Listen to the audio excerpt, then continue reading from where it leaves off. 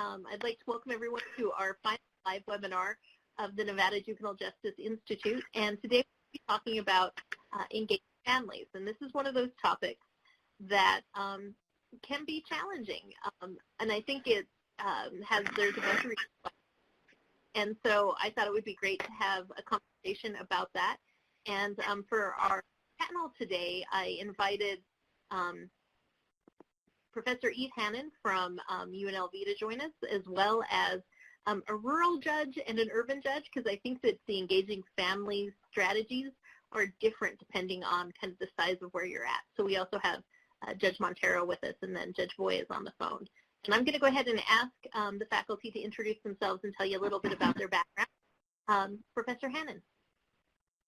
Hi, yes, thank you. So yes, I'm Professor Eve Hennan, and I teach at UNLV at the Boyd School of Law. I've been there, this is my 4th year there, and my background is really primarily on the East Coast, working as a public defender for many years in Boston and DC, and then transitioning into the role of a neutral restorative justice facilitator. So in Baltimore, I worked with families of juvenile court-involved kids, as well as in school disciplinary matters, and with the families of children who were the victims of juvenile court-involved kids. Facilitating meetings, restorative justice conferences, and that sort of thing. So I think what I bring to this, I don't practice in the juvenile courts here, is that family perspective, having spent many years hearing from family members about their opinions of the court's plans, police, school administration, and that sort of thing. So I hope to contribute that. I'm also currently researching the question of when and why defendants speak in court and when they feel comfortable enough to say what they need to say. That's primarily with adults, but some of the information is relevant, and I'll share it if it seems relevant to our conversation. So thanks for inviting me. I'm really happy to be talking today. Thank you. All right, Judge Montero, do you want to introduce yourself? Yes, thank you. So I'm Judge Michael Montero. I am the district court judge in the 6th Judicial District, which is Humboldt County. So for those who are in northern Nevada, you are very familiar with the rural nature of our courts, but for those that may not be as familiar, Humboldt County is about 10,000 square miles, oldest county in the state of Nevada. I just learned that the other day. I thought that's an interesting piece of trivia that I would share. And we have about between 17 and 18,000 people in the entire county. The court is in Winnemucca, which is the county seat. The other area where we have, kind of a town or is McDermott, which is right on the on the Oregon-Nevada border, which is about 70 miles from where the courthouse is. We probably talk a little bit about that during the course of the day. I've been on the bench for 12 years now, just about 12 years. I'm finishing my 2nd term and running for a 3rd term and no opposition, which is thankful. And I'm excited about starting my next term next year. I've been pretty fortunate that I've only had short periods of time where I've been the presiding judge over the juvenile matters. I mean, obviously, I ultimately have to sign all the juvenile orders, but I have had a couple of court masters during my time here. Gabrielle Carr, Judge Carr, is my current master in the juvenile realm, and she's on with us today, so when I get stumped, I might defer to the expert. Also, I think my director of juvenile services presented yesterday. That's Pauline Sala, who probably many of you know. So I surround myself with some people that are probably much more knowledgeable than I am. But when I have had the opportunities to preside over our juvenile cases, I really enjoy that. Just recently, I had a couple of months where I had presided over all of the juvenile cases and dependency cases and had a lot of fun. And so I'll probably talk about some experiences and engaging families from some of those recent experiences. So that's probably enough about me right now. I'll probably talk about our community more throughout the next hour and a half. So thank you, Jessica. Thank you. All right. And last but certainly not least, Judge Boy. It's good afternoon. It's 5 after 12 or so. Yeah, this is Judge William Boy. I've been on the bench for my 23rd year. For the last now almost 17 years, I've been the delinquency court judge for Clark County. For those that are maybe not familiar with Clark County, but I'm hoping most people are to some degree, we 2.3 to 2.4 million people in the county. We have a mix of obviously urban and rural, which is kind of unique with Moapa, Mesquite, Overton, Laughlin, semi-rural, I guess, Laughlin. So we have a real interesting mix community-wise. As it relates to this particular topic today, the family engagement piece, obviously, we'll be talking about, how you approach and how you engage families in different environments, rural versus more urban. There is some differences, obviously, that we're going to be talking about today.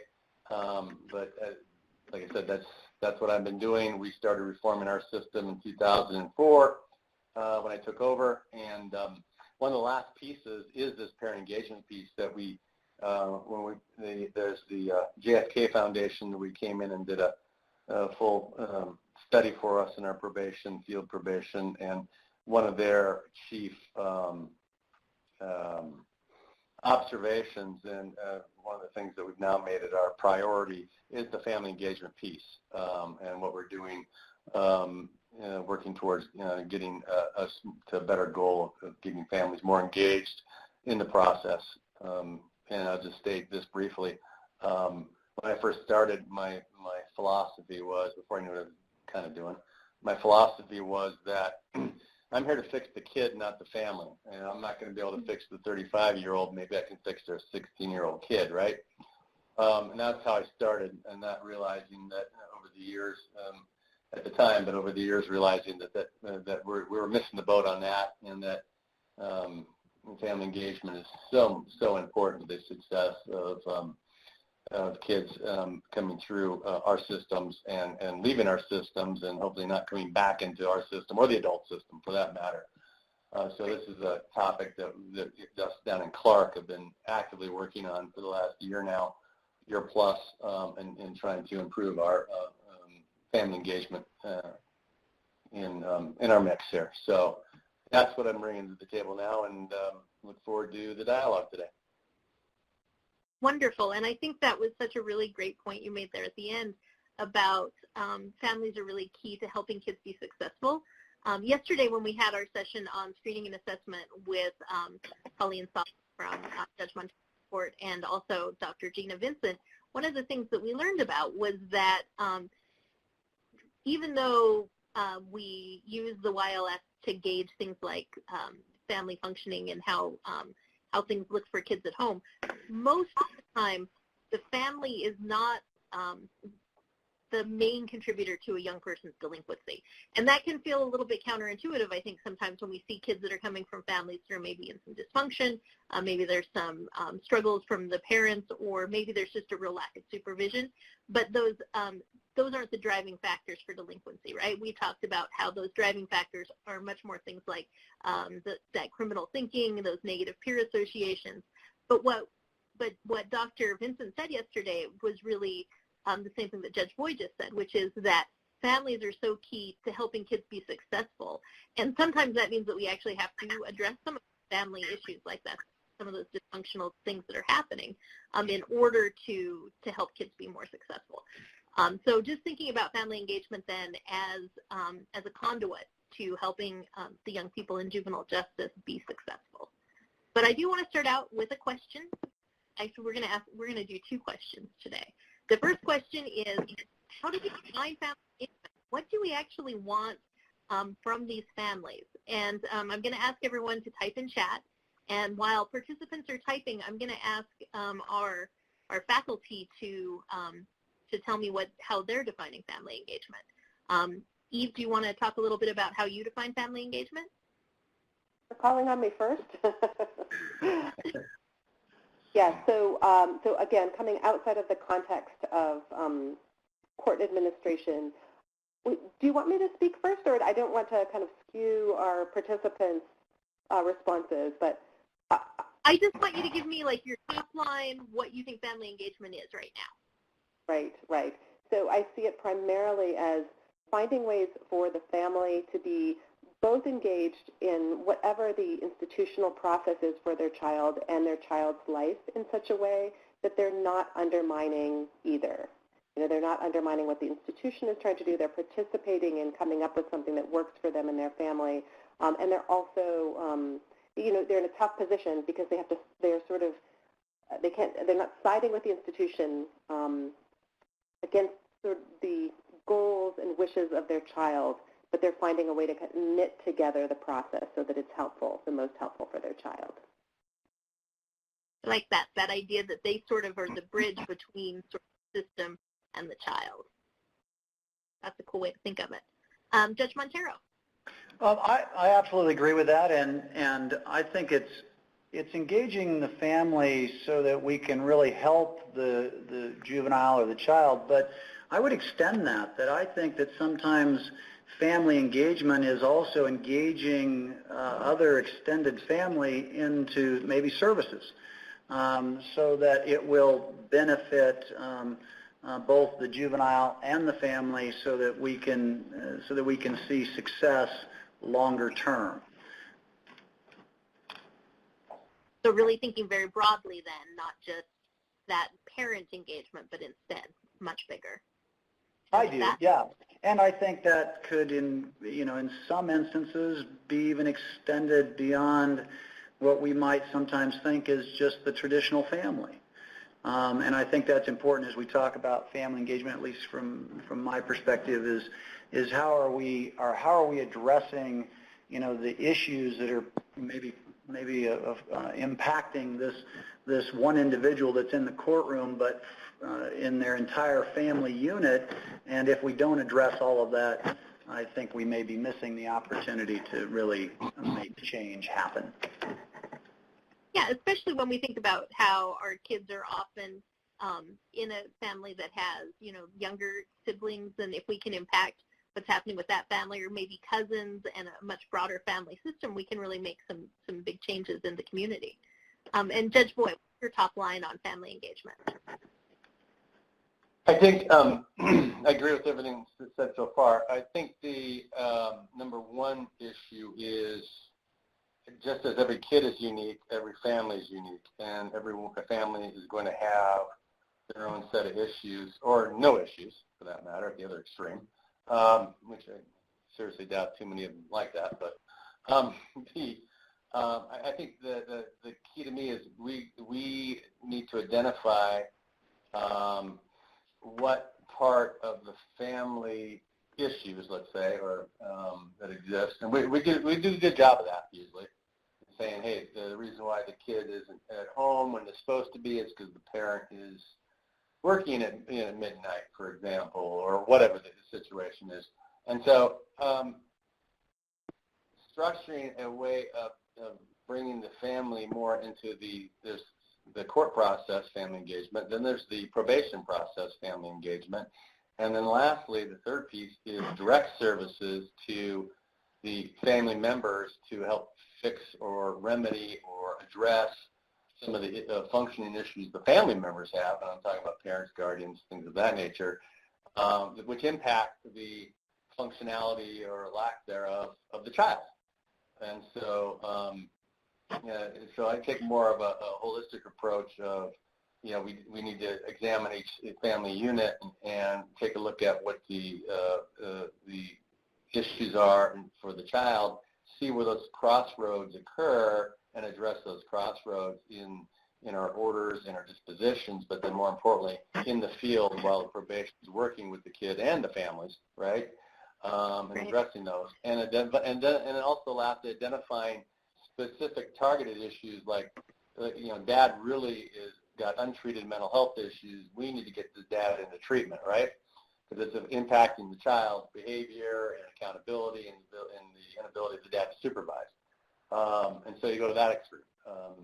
And so the other last piece I'd like to say is the family engagement piece has kind of been the backbone of our juvenile assessment drop-in centers called the Harbors down here in Clark County, where when we divert the kid to the harbor, they're looking at the kid, but they're also looking at the family. So a lot of times when we divert a kid there, the family will walk out with not just services for the kid, but for the entire family. Maybe it's their siblings, maybe it's the parents or whatever, or both. But that's a piece that we work at, even at our diversion level, is the family engagement piece. And so what I heard you say is really that we can't just work with just the kids, and that we have to be working with the family, however broadly that's defined, in a whole bunch of different kind of domains, and thinking much more broadly about services that we're offering than we might with anything else that we do in the court system. From our participants, yes. Judge Dillon says for parents or for family to actively participate in court hearings, to communicate and cooperate with juvenile probation. And I bet if we ask the probation officers, this piece would probably be one of their biggest pet peeves, is that they call the parents and they don't get calls back until the parent wants something from the court and the probation officer. And then all of a sudden they get a call at 10 o'clock at night to come pick up the kid. To participate in programming and counseling, and take an active role instead of a passive role. And I think that's a really interesting idea, to think about what an active role really means for parents, and how much we can expect from people who also have other stuff going on in their lives. And so being really thoughtful about what we really want is a great idea. Judge Carr says the commitment and participation in assisting youth in addressing their risk areas as well as their needs. So we really want parents to participate in things like counseling, attending hearings, taking classes, those kinds of things. Judge Vegas Stoltz says helping their child get the most out of needed services. Yeah, so they don't need to return to court. And we know then that the parents, families are a really important part of making sure that that kids get what we're offering, and that they help create the attitude also of openness to participate in those things. Right, so then the other question that I want to start us off with, let's talk about some of those barriers that we see to getting family engagement. And I'll ask the participants again to write in chat, barriers. And this time, faculty, we'll see what they have to say, and then we'll add.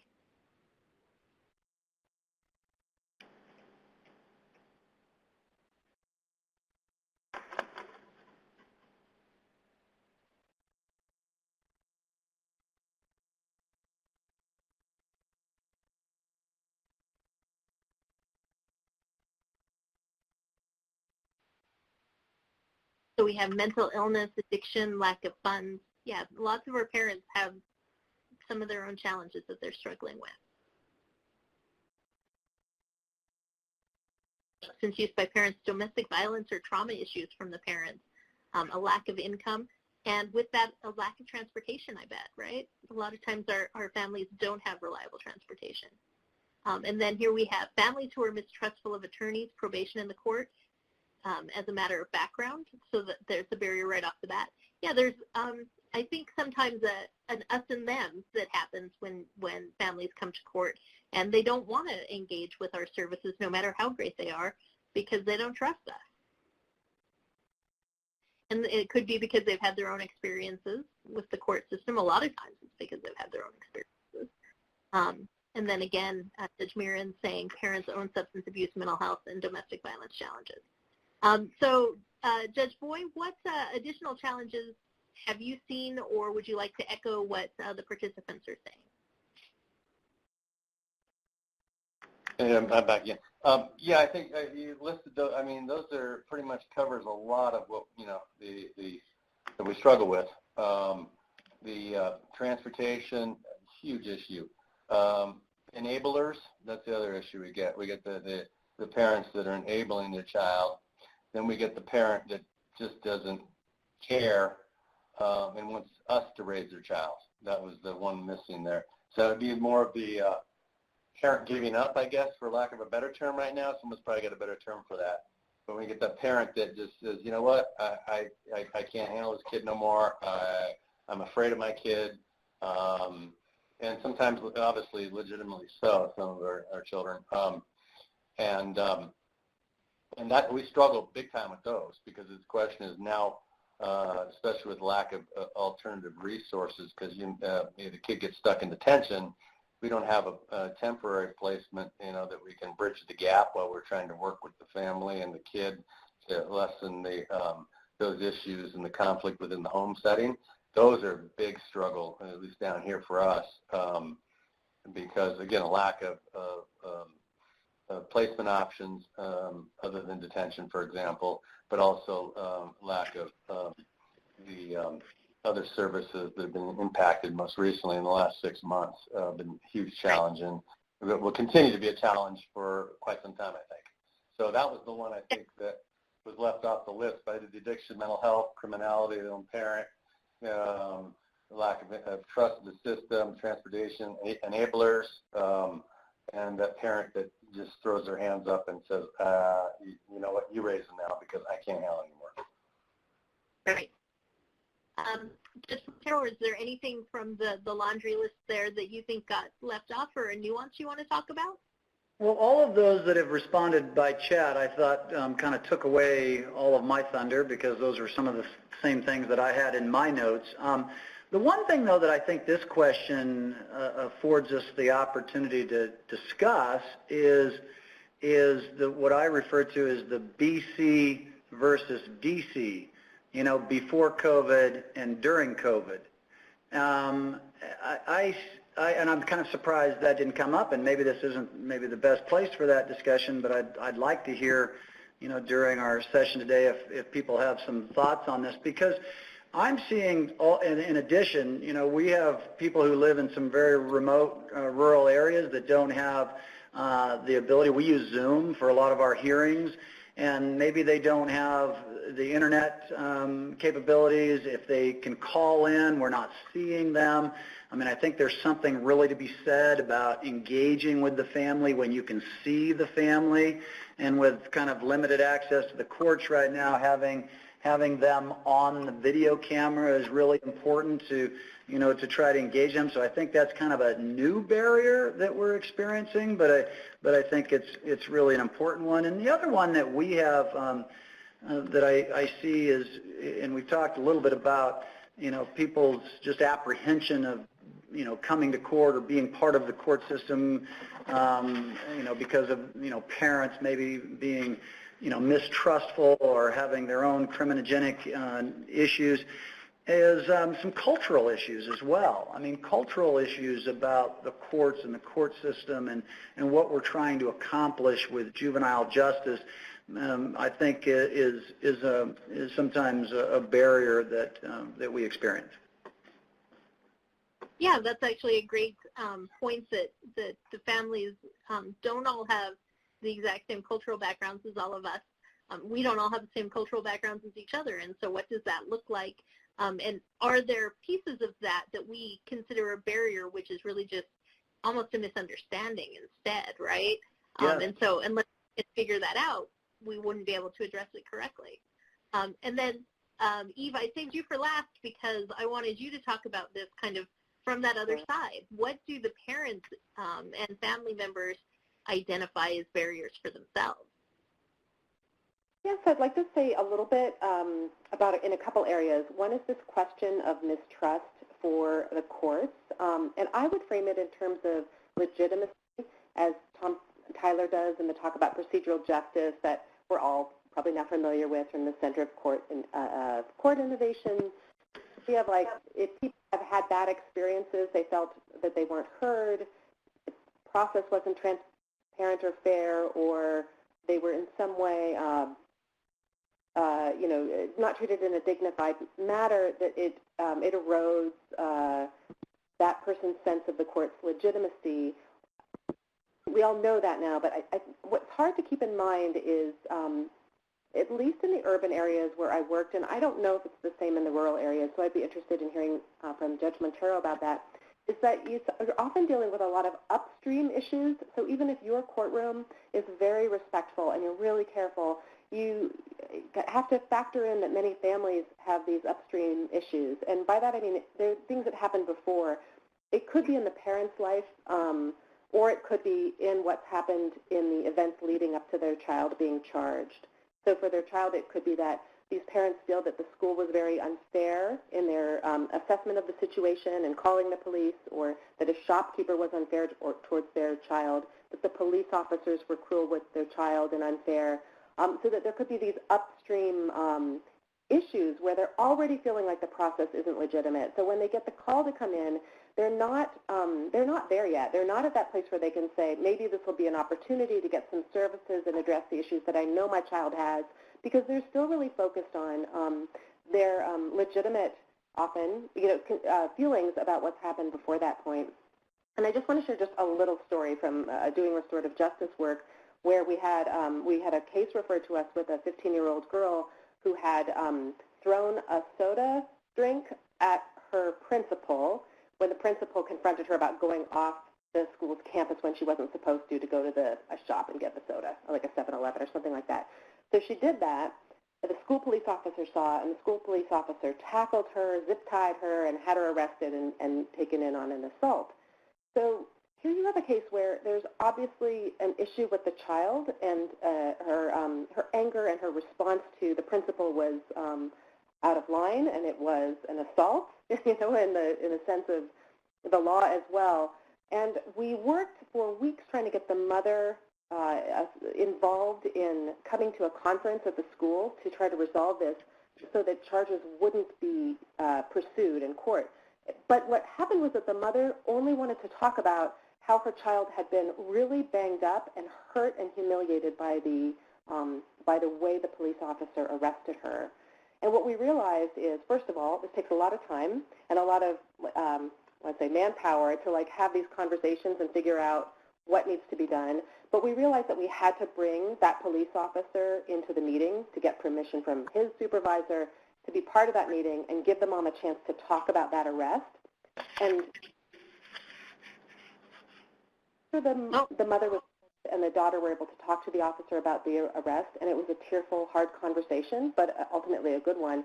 Then the mother was able to move on to feel the process was legitimate and to work with the school to figure out what resources her daughter needed, what kind of counseling she needed, what kind of support she needed, and so forth. But it was, it was quite a process. So I use that just to say that these questions of legitimacy are often lurking underneath parents' unwillingness and reticence to participate. And if I had a magic wand, what I would want to give to every court is a staff person who can do that kind of restorative work and really follow up and figure out what's going on, and who needs to come to meetings and who needs to have conversations in order for the parents to believe in the legitimacy of the process and trust it.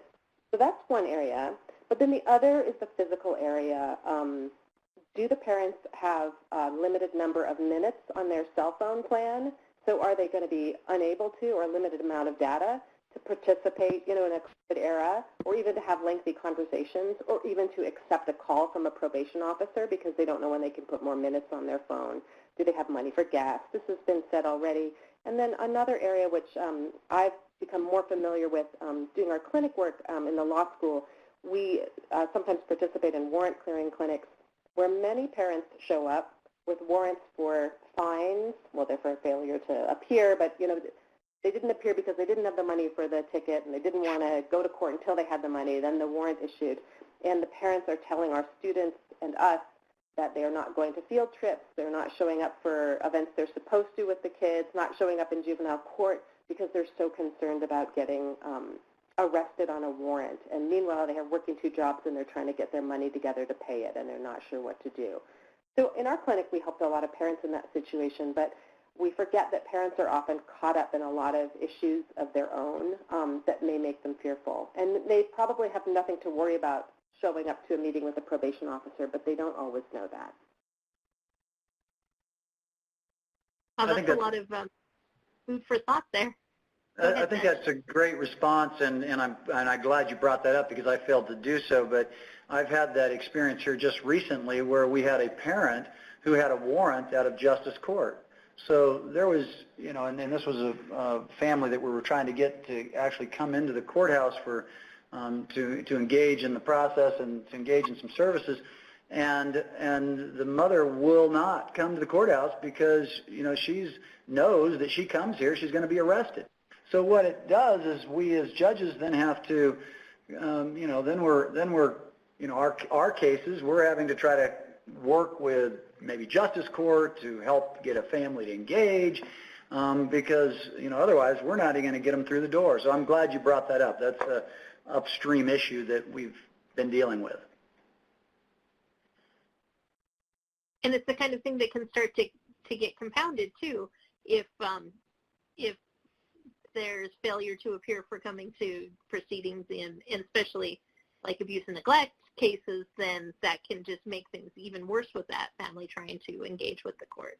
So it can just snowball very quickly. Right. And I see Judge Carr actually pointed out that a barrier probably don't always recognize, especially right off the bat, is if a parent is ill and has medical needs that prevents them from participating or engaging, especially those folks that have disabilities that might be a little more invisible.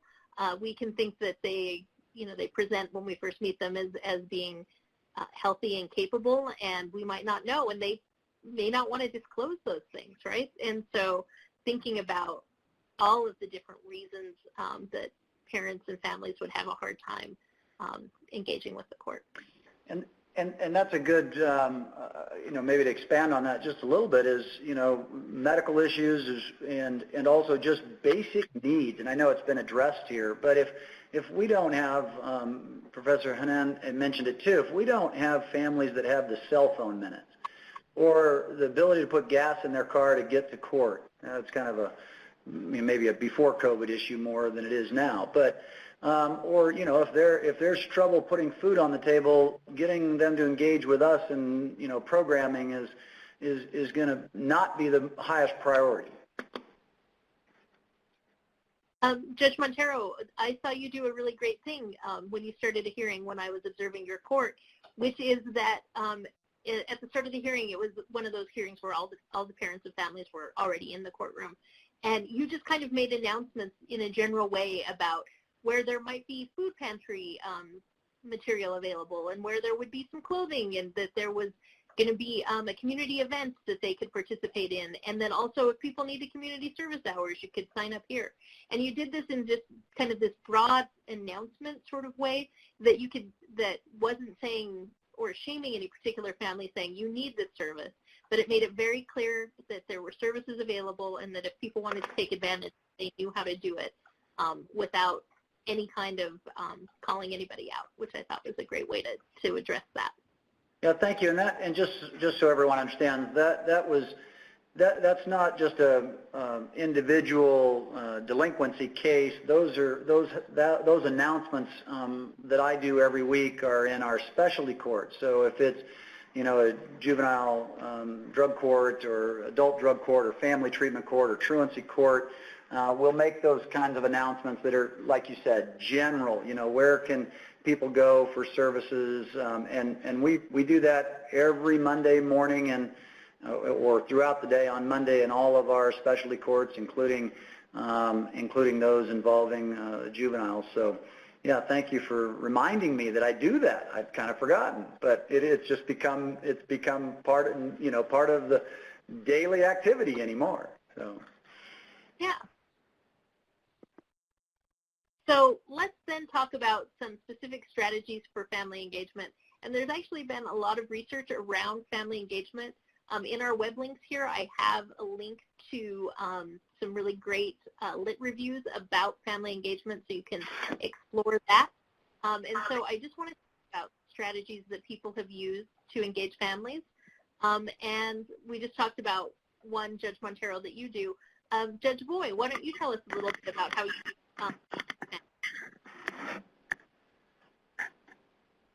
Can you repeat that again? I'm sorry, you faded out. Sorry. No worries. So what I'm looking for are strategies that you're using to engage families? Well, let's start with the basics.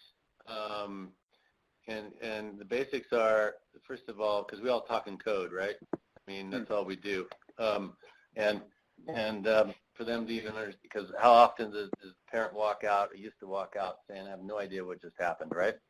So we need to start with the basics as far as communication and breaking it down and explaining. So I'll take time in the court process, and usually by the time the kid gets elevates past the hearing masters into my courtroom, things get a little more serious in that regard. And so basically I try to break it down for the parents. For example, if you explain the DA announced they're seeking certification. Well, the parent may have no idea what the heck that means, right? And there's been little, and one of the pieces I found over the years is lack of parent involvement with the public defender or the conflict attorney that represents the kid. They take the position that their job is, they'll talk to the parent, but they're, if the kid says, I don't want you to talk to my parent, they ain't going to talk to the parent because they take the direction from their client, right? And so it really starts in the court process of breaking it down. And then when the hearing's finished, an explanation occurring with my court PO, essentially, and we take an extra minute or two while they're explaining to the parent, okay, this is kind of what happened. This is what we're going to do next. They reinforce what I've said from the bench. So I started doing that a few years ago with more earnest than I was ever doing before. And that's, you got to start right there, and then your entire system has to follow suit with that. And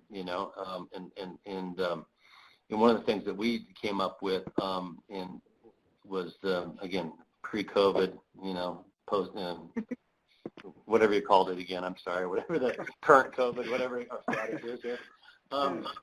It's one of the things that we developed is a video that runs on a loop in the waiting area on TVs in the waiting area when we have people back again, that actually explains the court process and breaks it down while they're sitting there for the case to be called. We instituted that years ago. We never had it in the waiting room, so we had to redo the video. But now it starts there, and then it just has to continue by your field POs. And keeping that line of communication open. I always say in court, I said half our problems are lack of communication, right? How many times have you had a kid in front of you who's on a violation, and the parent says, well, the PO didn't do this, or the PO said this, or I didn't hear back from the PO, and the PO is saying, well, no, I called, or, again, it comes down to communication and ensuring that your officers are following through with that communication as best as possible. And I've seen that as a huge barrier over the years where the communication flow is just not where it needs to be. And that's pretty basic stuff. We're not talking about reinventing the wheel or, solving the cure to cancer here. This is basic stuff, communication 101. That's kind of where I start. Well, and I think that you're having such a strong judicial leadership role there, because you think about that you really do have to hold all of these system actors accountable for making sure that they're following through and that they're holding up their end of the bargain with parents, and that they're following these same sorts of protocols that you're talking about. So I think that's really important. We thought so. Judge Montero, do you want to talk a little more about your family engagement strategies? And is it different in a rural place where you might kind of know everybody? Yes. I don't know everybody, but I do know a lot of people. And, I call this the squirrel hunting conversation. So forgive me for being so rural. But, and let me explain. I completely agree with Judge Voigt. It's about communication. But it's really about how we communicate, too. And I know that's what Judge Voigt is saying. So when I say it's the squirrel hunting conversation, because, not long ago I had a family that was appearing for a delinquency hearing, and they were on Zoom, and you could tell they were very apprehensive and I think, distrustful. And so I just engaged, what are you all doing during this COVID times to have some, have some peace of mind, more or less. And the grandpa who is the guardian said, well, he says, I don't know if I can say this in court, but we go squirrel hunting. And I'm like, boom, the light bulb came on. We just engaged in a great conversation about where they go in the community and, and all about squirrel hunting. You have to realize I grew up on a ranch and, and so I may know a thing or two about squirrel hunting. I mean, it's been a long time ago, but so, we just engage in a conversation. Pretty soon we're talking about, and I'm not sure if this is the best conversation to be having in a juvenile delinquency proceedings because we're talking about guns and, other things. But guess what? I got them engaged.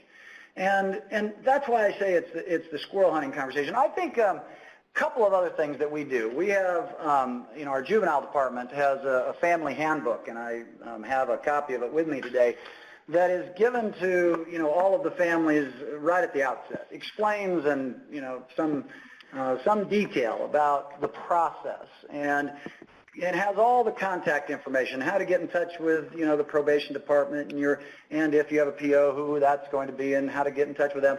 So I think that there's a lot of work that's done up front as soon as a citation is issued or petition has been filed to help the family understand. And then, so that's the front end of it, and then it's what we do in court, and I know Judge Carr does a lot of this too. You got to find the way to connect. I just recently realized how important it was for me to have an Instagram and have a Snapchat. And it's not because I'm communicating with the children and the families with those things, but, sometimes we can talk the lingo. And I also call it, we refer to it as we talk about the law last. We can engage the family, get them to kind of have some trust, appreciate that we're trying to help, really, at the end of the day. And then we talk about, the law and the impact of that. And you talk about rural areas, and you're right. I mean, the problem I have sometimes is avoiding those phone calls that I get at home, or maybe that encounter in the grocery store. I've found that I've become probably more of a hermit than, as a judge than I ever was before, because I just know I'm going to go to Walmart and I'm going to be questioned. And, a recent example is a friend of mine who's a doctor in town. His daughter gets a traffic ticket, and guess who gets a call? Probably before the police even had left the scene. It's me, because DMV wasn't open and they couldn't renew their registration. I'm like, wait a minute, I'm not doing no order to open DMV right now. But that's the problem with small town like you used to talk about. I mean, I love it, don't get me wrong, but at the same time, we're constantly maybe explaining to some people the boundaries that have come with with the process, and whatever legal process it is, we do have a lot of that. So I can tell a lot of war stories, but I don't want to take away from everybody else's time. Thank you. Thank you, Judge Montero. I know in places that aren't as spread out as Nevada, in rural towns in, like, say, in Missouri, what I hear from the judges and the attorneys is that a lot of times they just go 2 towns over to do their grocery shopping because then they won't run into anybody they know. Yeah. That's a lot harder for you in Winnemucca. You don't really want to drive up here to Reno to do it, or into Fernley, I suppose. So, yeah, it's a lot trickier, I think, if the next town over is an hour and a half away. It's a ways. Yeah.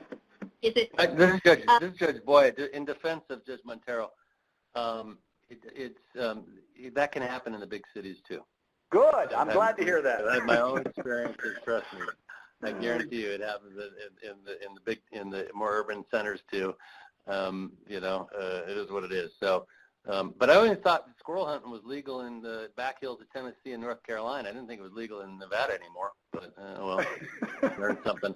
I learned something every day. Cool. I didn't question him on whether it was legal or not. I just had a conversation with him, and I think that's just come up here. Is in one of the chats that we had. It's judicial temperament, and I agree that we've got to be a little more conversational. I think that's a great point, and that's how we're going to get to connect then to talk about the more substantive, serious issues. At least my perspective. And I would second that one too. I mean, that being able to engage that parent or guardian in that conversation, especially the dispositional phase, obviously, right? Where you're trying to really say, okay, this is what probation is recommending, this is what the YLS tells us we should be looking at, and then, asking the parent or guardian for that input, saying, okay, this is, after they've heard what the probation officer rattled off for the recommendations, sometimes it helps to engage the parent guardian at that point in time and ask for the input at that point, because it'd be interesting. You get some real interesting responses, everything from that's, way too much and this is ridiculous, to the other extreme, like, well, geez, that's all you're going to do? And everything else in between. And sometimes some of our better information we get is in the court process. The parent never shared it with the intake officer, never shared it with anyone else, and all of a sudden they come up with saying, hey, my 17-year-old really wants to, get back to boxing, for example, or and just off the top of my head use that example. Oh, really? No one else that never came out in any other dialogue, for example. So just asking them that open-ended question a little bit, most of the parents can give you some real good insight that no one else has even got, because in that courtroom setting, it's a different setting, and sometimes the parent or guardian will say stuff they never said to anyone else. Yeah, I think it's interesting when judges set that tone and have that temperament. A lot of times I see parents and families really feeling like the judge is the person that's kind of on their side in a way that they don't necessarily see from the other system actors. And so they really do feel like they want, they're making their case to the judge in that way and looking for the judge to provide those services that their family needs. And even in the initial detention hearings, if you explain, a lot of times I find the parents have no clue why the kid, what the allegations are as to what the kid allegedly did to get arrested, right? And sometimes in those initial detention hearings, I'll actually read the affidavit in court or parts of it, and the look in the parent's face, like you could see their jaw drop, or other nonverbal communication, like this is the first time they're hearing that Johnny actually had the gun and Johnny actually stuck it to the lady's head, versus, oh, we were just, trying to take some stuff from someone, and this is the first time they're hearing it. And it really opens their eyes because, and also explain at the same time, these are just allegations now, guys. I mean, this is not, we're going to talk about this later, but this is why he got arrested, and this is what he's allegedly done. So, in getting that helps some of these parents calm down, because sometimes they'll come in with a chip on their shoulder thinking my kid was unjustly arrested, and then you start reading the affidavit and they're like, oh, he didn't tell me that when I talked to him on the phone last night. Just a suggestion. Absolutely. I think, and that's, I think, treating those parents, again, with respect and really making sure that they understand what's going on. And sometimes that means that they have to understand really what their child has been accused of and get the full picture. So I think that's an important part. Eve, do you want to talk a little bit about what you might see as strategies for family engagement? Yeah, first I'd like to say I'm just really impressed with Judge Boyd and Judge Montero in terms of some of these strategies here and ways of speaking to families, talking to them. I do want to pick up Judge Boyd on the video that's running to explain the process and how valuable that can be, and also suggest that another way to kind of overcome this barrier of the court just seeming too obscure is to create short, like 1 or 2 minute videos and embed them on the court's website or on a YouTube channel for the court. We just started doing this in our clinic. We did a short 2-minute how to clear your warrant during the COVID-19 pandemic. We were getting calls and questions about it, how do you, what to do and how to look up your case during and they're really, I think, no more than 3 minutes long. Our students made them. They can be very low tech. They could be made with a cell phone because this sort of communication is it's interpersonal, and so actually the less formal or produced it seems, the better. And then we just had those up on our webpage, and Public Defender will probably put them up on their webpage at least. So I really encourage that you could even just do an introductory, I'm Judge so-and-so, this is what happens in court, or this is a little, bit of information about one question we often get about the process. And that can do a lot to improve relations and reach people who are not going to read the text. but they'll click on a 3-minute video and take a look at that. So we've talked about, communicating in ways that people understand, but I also think it's important to draw parents out in ways, like as Judge Montero was saying around the squirrel hunting and just what are you doing. I think it's good as well to just have some scripted questions that you are pretty sure do not contain any flavor in there that a parent could think has judgment against them in it, because parents are going to be very sensitive to that, of course. And some that we used when we were trying to gather parents and family together in these court referrals for juvenile in Baltimore were really, it sounds really like broad, but it really drew people out to talk and they didn't feel judged. And one was just, how have you been affected by what happened? What would you like to see happen? And another one is, would you like me to say anything more about that? And then you'll get the questions that you wouldn't otherwise get. But we found even if we explained something and then said, does that make sense to you? People will almost always say yes because they don't want to seem, they don't understand. But if we said, would you like me to say more about it? They could say sure and not have to fess up to not understanding or not being totally clear on it. So it's the same question but just phrased a little bit differently. So it's just something to think about coming up with ways to draw parents out.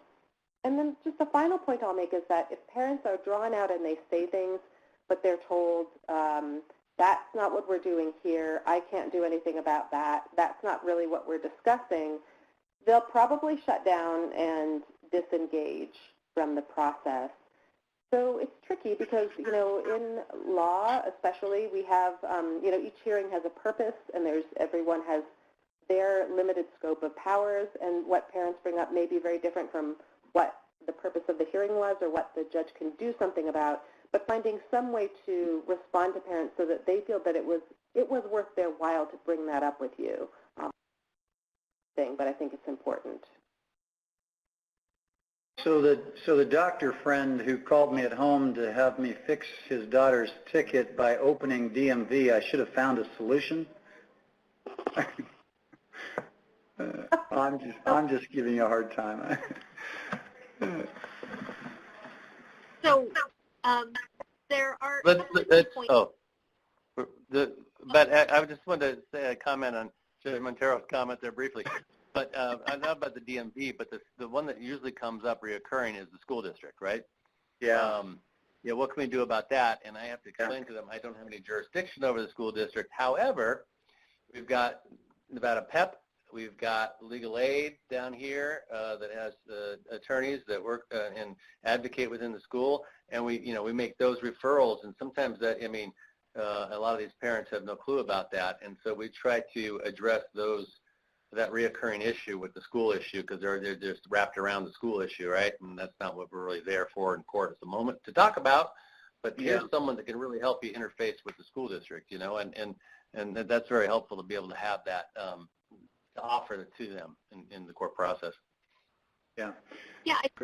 One of the things we've talked about a lot throughout this training series is how the juvenile court, especially here in Nevada, I think serves as sort of a hub in some ways for getting services and resources to kids and families. And so if families are struggling with school district issues, being able to help them make that link serves a really valuable part of a really valuable piece in the community that people wouldn't necessarily think of as being something the juvenile court does. But thinking about those needs of the kids and families really holistically and helping address kind of all of those different domains can be really helpful. Judge Montero, were you going to add something? No, I thought that was a good point that was made, and again, maybe one of those differences that due to where we live and the population here is, our juvenile department has a great relationship with the school district, and in fact, the alternative school is located in a building that is owned by the court, so we have direct access to them regularly. We run a truancy court where the principal and the vice principal of the high school are both regular attendees at the truancy court, and also chair of the advisory board. So we have the ability to really directly address a lot of school issues. Now, this year is going to be a different story. I don't know what we're going to, what it's going to look like this year, but in the past, I think that those relationships, and I guess that's kind of the bottom line here, that we developed as a court and as a juvenile department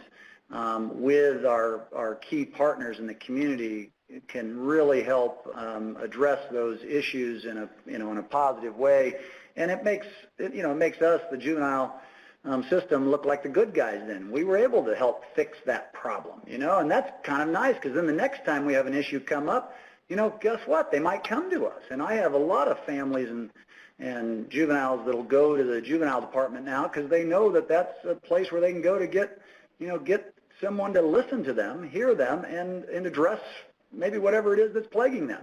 Hopefully not DMV, but other things. So, thank you. So in our key points here, this comes from our document in the web links. There are these kind of 5 features of transformative justice for families, and we've kind of hit on all of them except for number 2, which is that families will have access to peer support from the moment a youth is arrested through exit from the system. And I just wondered if anybody was doing anything around peer support. It doesn't, I suppose, have to be a direct, here is another parent who has gone through the system, although I think that's always kind of ideal. But what are you doing to give parents those links to other people who are having these same experiences, these families? Yes, Judge Montero. Can I have our participants answer that question too? Because I'm really interested in hearing what may be happening in some of the other jurisdictions that aren't represented by the panel today. And then I'm happy to, So and I think I'll let Judge Voice start because mine's going to be a pretty short answer. Okay. So for participants, if you're doing something to help with peer supports for families, please type those in chat. And then Judge Boyd will let you go ahead and get started. Hey, throw me under the bus already. Let's spin the squirrel joke. Shouldn't give a hard time. Well, no, the peer engagement, that occurs in a lot of, the group settings and things that we, and the probation level.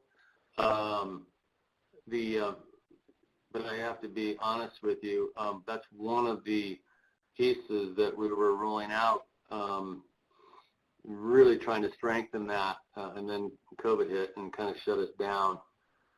We started rolling it out in our evening reporting centers, and it seemed to be working fairly well as far as the initial feedback, and then of course everything shut down, and along with our ERCs and everything else. So, but that's something that's on our list to strengthen in our program down here in Clark, that we've not had enough emphasis on, because I think it's very, very important, and it's one of those pieces that we're still in the stages of getting rolled out, like we'd like to see it happen. And I think that's kind of the same for us. I mean, we're working on developing, peer support,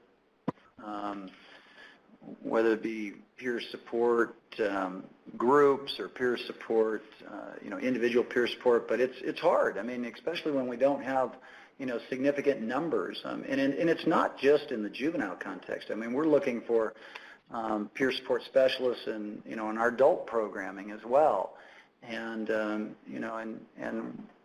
we'll have every now and then, you got to have the right people doing that, because if you don't, I mean, I think we've had some experiences where we've taken a risk on someone and then it didn't work out because they may be just as engaged in some of the problems still as the person they're trying to be a peer support specialist for, and we don't want that. So we're working on it. I'm kind of like Judge Voy. I mean, I think COVID's not helped us in that regard either, but look, it's something that I think is really, I mean, any one of these national conferences we've been to or local conferences we've been to, you're hearing a lot. It's really the buzzwords now, peer support, but sometimes in actually practice implementing it, it can be a struggle. So that's why I was curious to hear what others might be doing. And so Judge Dollinger from here in Washoe says that for human trafficking cases, we have a local nonprofit called Awaken, and they're able to match up young women who have been sex trafficked, and they get a mentor who'll come to court hearings and everything with them, and then who they can share experiences with and help them get out of the sex trade.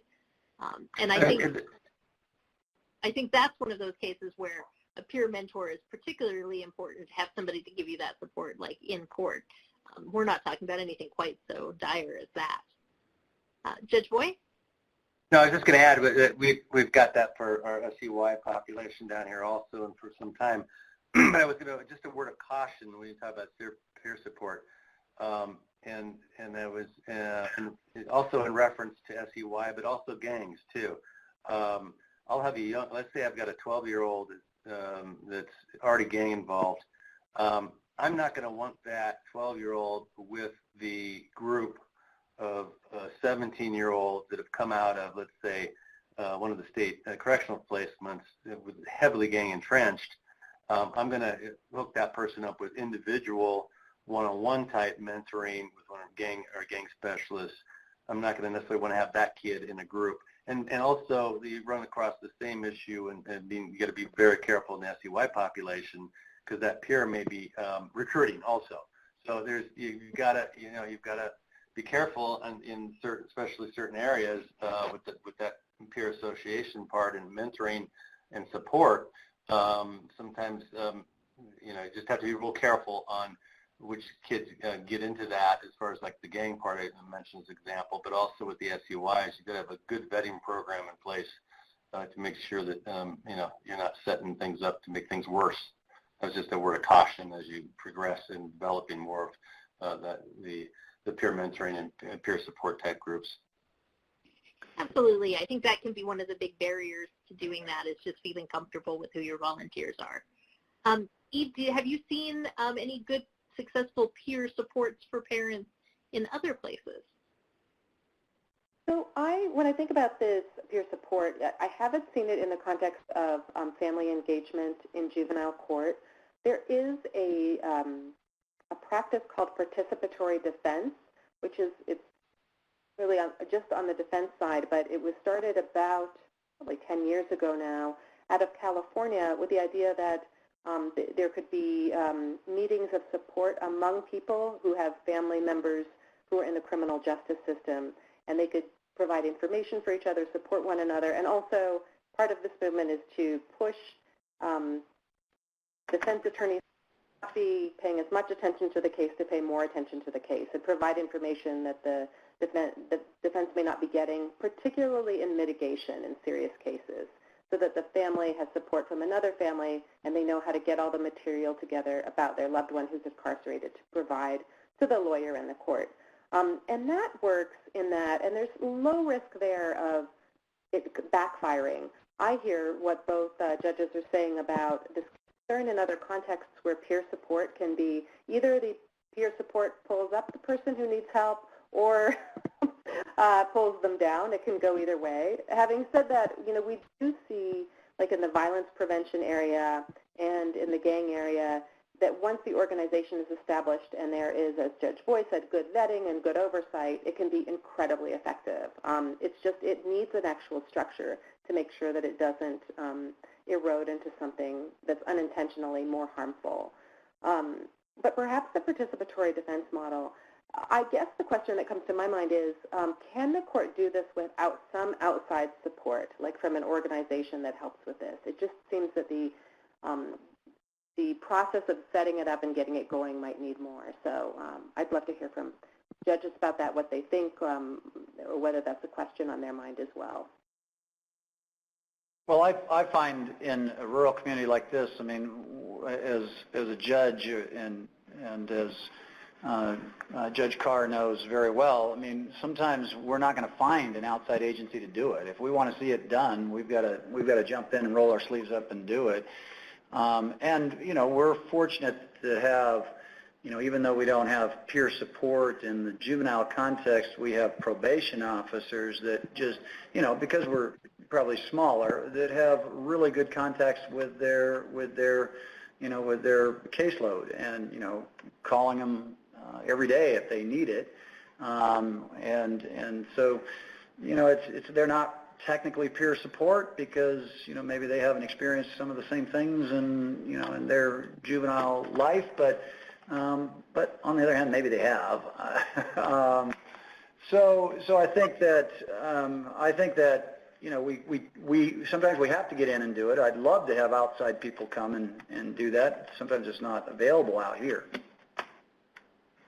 So I've gone ahead and quickly Googled participatory defense, and then so that's down there in the web links. And remember to access the web links, you just click on them and then click Browse To, and that's going to just open them up into your browser, and so you'll be able to go back to them when we're done with the webinar today.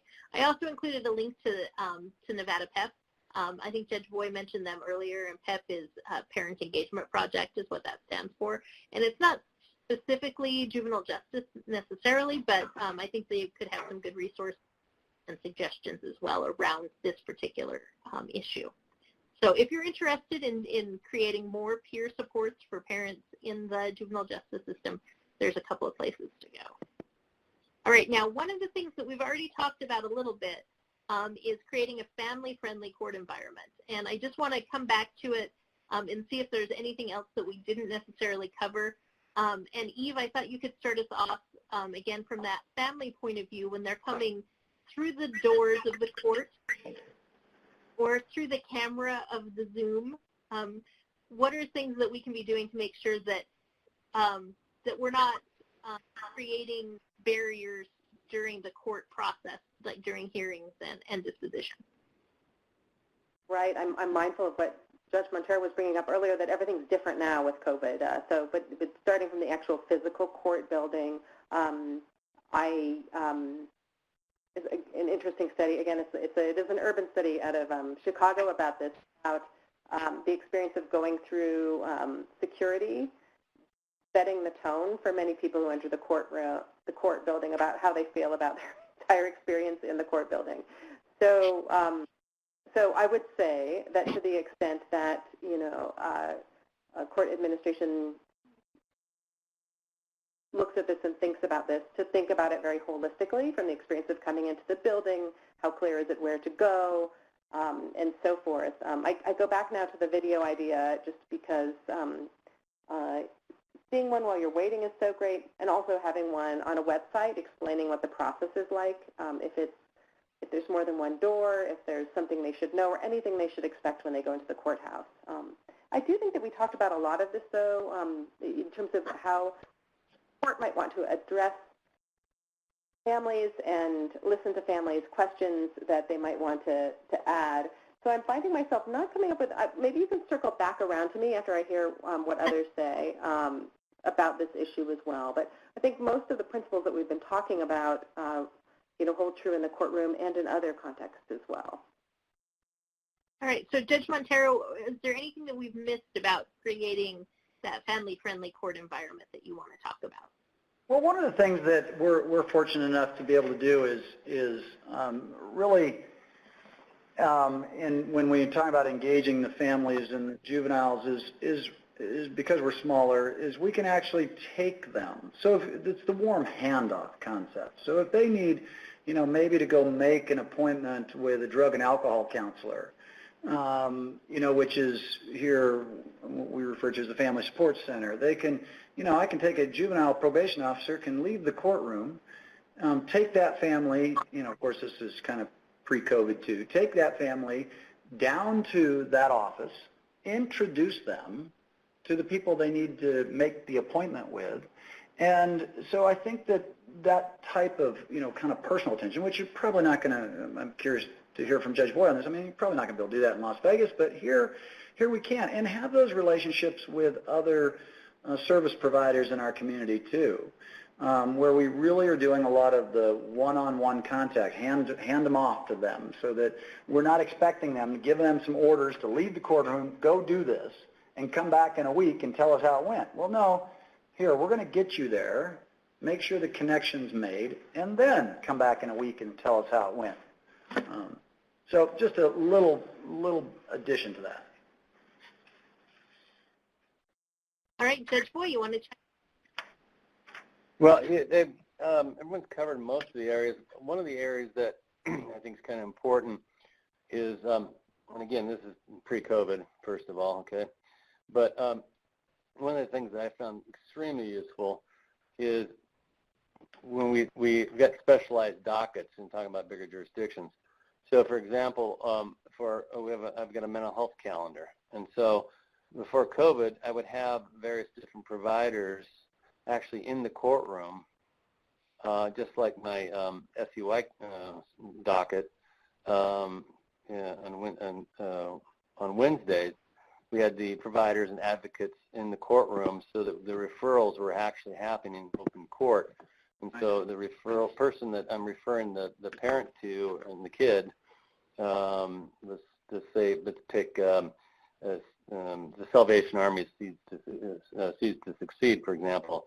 They have a representative in the courtroom, and they're walking out the door with the parent, because the kid is then going back and getting dressed out and, getting released.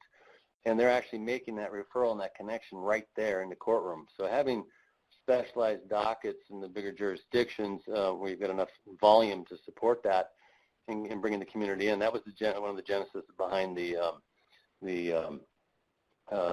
autism court that was created with my hearing master, Judge Sonny Bailey, is bringing those providers in the community that we knew were out there, but parents couldn't find or couldn't get access to. We knew every other Thursday those providers would actually be in the courtroom and get the direct referrals right there, and everything from DRC to individual behavioral health services agencies, for example. And I found that very useful, again, pre-COVID, but being able to get those direct referrals that way. And that helps in the larger, I know in the smaller, the caseloads aren't enough to probably support that, but if I tell the autism community, for example, that, hey, on every Thursday afternoon, we're going to have kids stuck in the juvenile system on the spectrum, they showed up, and they until COVID, they continue to show up and get those direct referrals in the courtroom. I think that's really valuable.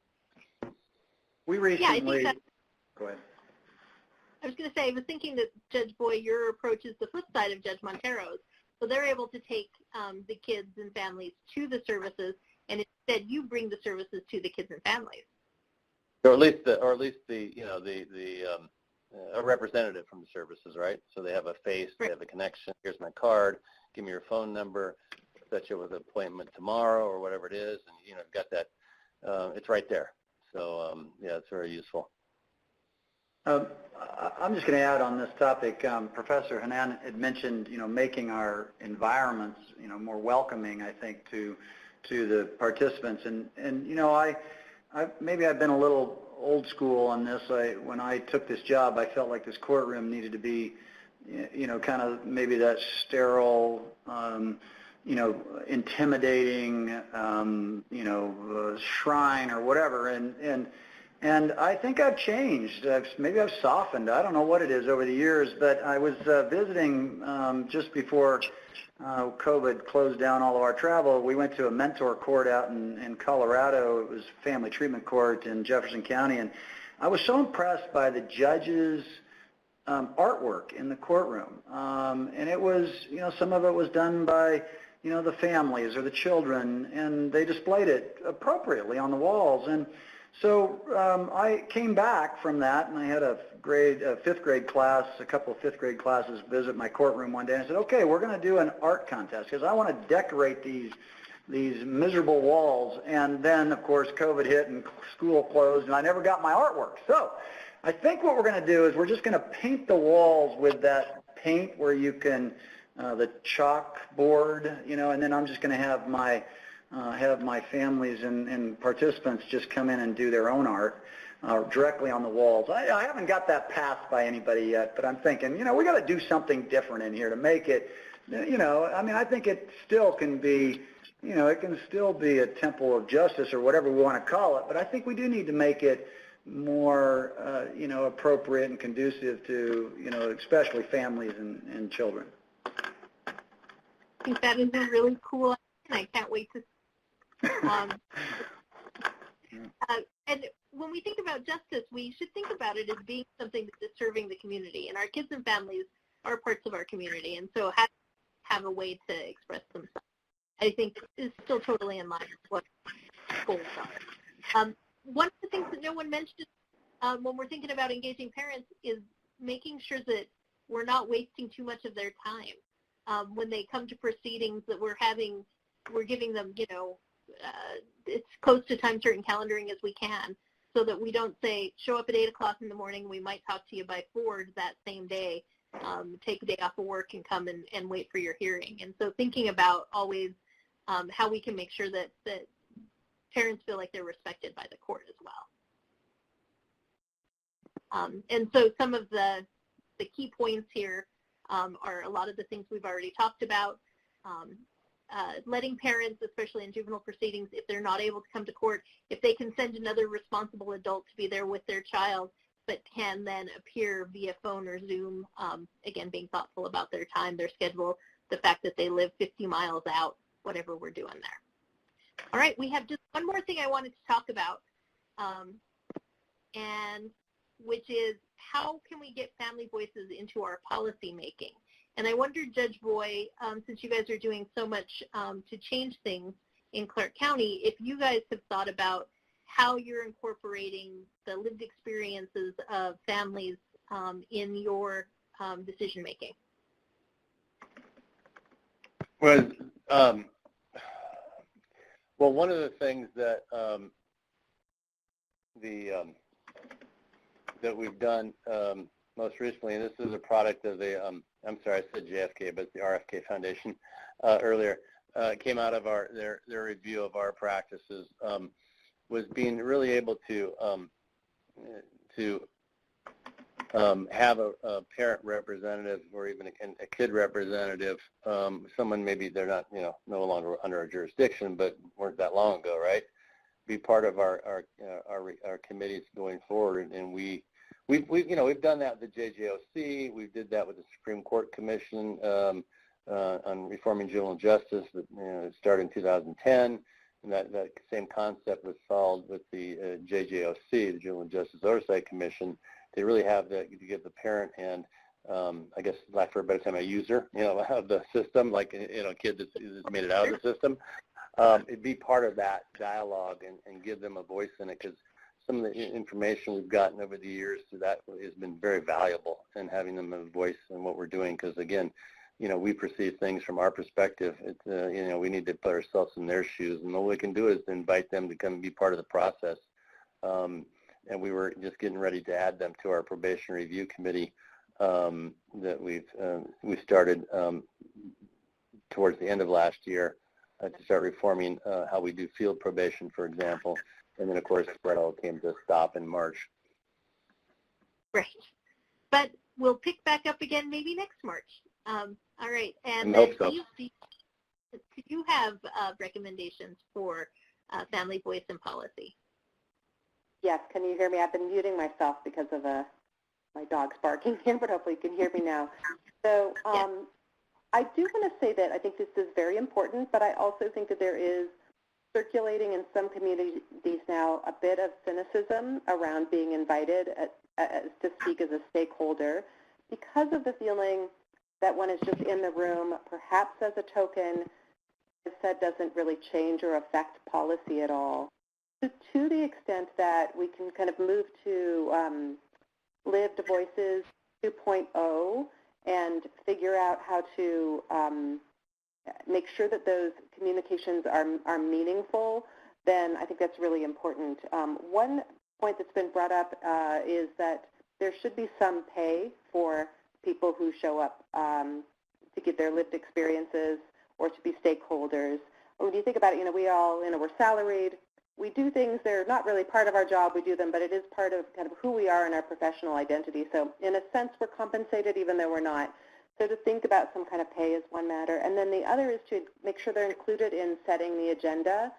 in thinking about what is and isn't in the agenda, because again, another problem that comes up often is that stakeholders want to bring up something that is not on the agenda or wasn't put on the agenda, and then they quickly lose interest. In the JJOC, I think we've had a lot of thoughts about, how to engage system users in as the stakeholders who are part of the commission, and I think so part of that comes from this too, to think about how to engage stakeholders, making sure that they understand the parameters of what the commission or what the meeting or what the body that's decision-making can do, because that can also be a point of frustration if they learn after joining this meeting that the table don't have the power to address the issues that are most important to them. So I think those are the main things. But I also think that it can just be valuable to listen and to find some other way to do surveys, as I'm sure many of you, maybe all of you have done, parents on the way out the doors about the proceedings, and just continue to get feedback about the process and use that in policy decisions as well. Yeah, that's a really easy kind of low effort way to do it for both the person who's answering the survey and then for the court as well. So I like that idea, that survey. But I think, and we go to my key points, paying people for their time is, I think, one of the key things when we invite court users to come and talk with us. Because a lot of times you say that the professionals aren't getting paid. Sometimes they're volunteering their time. A lot of times they're not. A lot of times everybody at the table except for the one parent is getting paid to be at that table. That's really rough. All right, Judge Montero, do you have any thoughts that we haven't already touched on? Well, that I'll have something to say. So let me share a couple of things that we're doing. We have, of course, a juvenile advisory board, which is made up entirely of community members. And so we typically we don't pay them, but we try to do a meal when we have advisory board meetings. And that is, the advisory board's been here long before I came, and I think it's statutory, but so we do that. We also have on our truancy, in our truancy world, we have parent representatives on our truancy advisory board, and I think they have a very active role in advisory board. We also, some of you may be aware, we're converting a part of our detention center into a transitional living center. And so we're going through a remodel, and we're going to create a transitional living facility. And we're looking at, as we create the policy-making board for that to include, parents, and, hopefully it would be really nice to have maybe some juveniles as well involved in that. And then on a little different note, in this, I love going out into our community and speaking to community groups, service organizations, things like that. And I think through that, although they're not directly creating any policy, but I like to hear what people in the community have to say. And I may, go to the Rotary and talk one time about adult drug court, and then the next time I may go talk about, our transitional living center that we're in the process of building. And it's important because, we of course want to have buy-in for these things. And sometimes the feedback we get from just going and joining, not joining them, but joining them for lunch and speaking to them at one of their meetings can give us some really good insight. So those are a couple things in the policy realm that I'll share. Yeah, and like that you're thinking about, again, your parents, you're squarely positioning them as members of your community. So them being as part of your community advisory board makes a ton of sense because they are part of the community, and so they should get to be part of that. And then thinking about community voice altogether, I think is really, really key for a lot of changes that we want to see within our system to be able to make sure you have community buy-in, including parents and families. So our key points, again, is that we want to pay our volunteers. You want to invite several people. So you don't ever want to have that feeling of tokenism where there's only maybe one parent who's sitting on your advisory board. You want to have 3 or 4 because they're going to all have different points of view, different experiences to bring to the table, and that will help them feel like that their voice is actually valued and that they're not just there to check off a box. And then Eve said this, be really specific about what the purpose is and what you're actually looking for from them. So that there's no confusion for them about what should be happening and what information they should be sharing. All right, we are at the end of our webinar today, and so I just want to ask for some final thoughts. And Judge Boy, I'm going to just start with you for your final thoughts today. Okay, thanks. My final thoughts are this. Sometimes it's humanizing yourself. I'm talking to judicial officers now. Humanizing yourself with the parents can go a long ways. And I'll give you a couple quick examples. One, if I got an issue with, let's say it's a dad, okay, off the top of my head here, and they're struggling with whatever the issue is, and I'll stop and talk and address the dad directly and say, listen, Dad, I'm going to talk to you now as a parent, not as a judge, but as a parent. As a parent, I'm suggesting that maybe we should do X, Y, and Z. And one of the other examples I use is I've got a 9-year-old son, even though I'm old. But anyways, who's been to all the facilities with me when he was younger. And I'll actually share that with parents, especially at our Spring Mountain Youth Camp, when the parents' perspective of the camp being some gulag I'm sending your child to, right? And I share the story about taking my son up there and visiting him up there first time he saw snow, for example. And he also is well aware that that's the first place he's going if he gets in trouble. He's got a special bunk that's for him. And that really, it goes a long ways in getting the parent to realize that, we're all, I may be sitting up here and you may be sitting over there, but we're still parents and we still care about our kids and we're still trying to do the best thing for them. And fix whatever issues cause them to come to us in the first place. And humanizing yourself goes a long ways. That's just my 2 cents. I think that is a great slogan and something that I think I'll really benefit from thinking about how that works for them. Judge Montero, your final thought. Just real quickly, I think my message to those who are joining us today is that we just have to continue to care. And we've got to show that. And I think this conversation we've had today about engaging families is outstanding. And if we care, they'll see it, and they'll engage. Thank you. Thank you. All right, and Eve, your final thought. Can you hear me now? There. Okay. Yes. I really would like to just emphasize, first of all, I'm very excited and impressed by the work that Judge Montero and Judge Boy are doing already, and just to encourage thinking about families as a source of support and resource and wisdom about what children need, even if it's a family which is really struggling and has some issues to work on among the parents and in the family as a whole. There's still a lot of wisdom. And providing opportunities for families to talk can almost always result in new and good strategies for helping kids. Absolutely. That idea that we're having a dialogue and a back and forth and that everyone understands that we care about the kids, and that's what we're all looking to do, is get them the best outcomes that we can. That goes a long way. All right. So this was a great webinar. I really want to thank our faculty. You guys did a wonderful job. What a great conversation. So rich. I want to thank our audience for attending with us today. This marks the end of our live sessions for the Nevada Juvenile Justice Institute.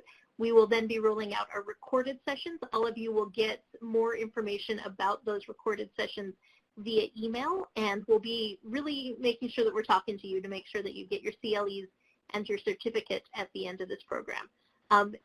Since this is the last of our live sessions, I'd also like to thank the Nevada legislature for funding the Nevada Juvenile Justice Institute. I think this is going to be one of those things that's going to live on here in the state in that electronic form and continue to provide services, which I think is fantastic. Thank you all very much, and please do feel free to call on NCJ FCJ when you need assistance. Thank you, Jessica. Thank you. Thank you, guys.